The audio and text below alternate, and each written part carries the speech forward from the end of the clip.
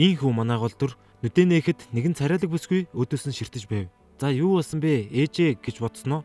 Манай ээж чинь нэрээ ийм залуу хүн биш штэ. Энэ хүн чи хин юм бэ гэж бодов.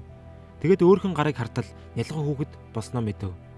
Үнэхээр их сандарч байсан ч өөрийнхөө үзүүлэлтүүдийг харсан чинь бүх үзүүлэлтүүд нь F болоод буурсан байв. Урд насандаа хөдөлмөрсөн бүх хөлмөр нь буцаад ресет хийгдсэн байв. Тэгтэл нэгэн үс сахландаа баригдсан аврах том хүн ойртож ирснэ.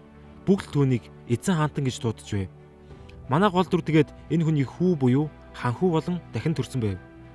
Ийхүү Самарт ирж хүүхдийн нэр өгөх ёслол хийж хаант улсын 13 дахь ханхүүгээр зарлагдан Ноо гэдэг нэрийг авжээ. Тэгээд манай хүн үзүүлэлтүүдээ шалгахад түүний маш суг үзүүлэлтэн дээр их гүрний ханхүү гэсэн хэрэгэм зэрэг нэмэгдэж албан ёсны ханхүү болсон гэдгийг баталгаажуулав.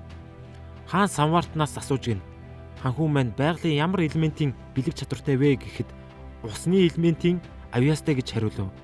Энэ бол маш том ад завшаа. Яагаад гэвэл энэ Мерес гэдэг хаант улс нь усны чадвартай хүмүүсээрээ алдартай. Хаан ч гэсэн сэтгэл нь хөдөлж Самартнаас түүний нууц чадварыг дэлгэхийг хүсв. Тэгтэл түүний усны чадвар нь бүр SS ранк гэж гарч ирлээ шүү. Дөнгөж төрсөн ирнэ ийм том үзүүлэлттэй байна гэдэг байж боломгүй тул бүгд багтан багшрав. Энэ домогт маш өндөр үзүүлэлт дөнгөж төрсөн хүүд байна гэдэг бол хаан эзэнтэнд баярлаад багтахгүй том бэлэг байв. Бүгд санал нэгтэйгээр дэлхийг эзлэх домогт нэгэн төрж байгаад мөхийн ясалцгаав. Яг л Чингис хааны нүж атгад төрснийг хуулбарсан юм шиг сүртэй юм болвоо.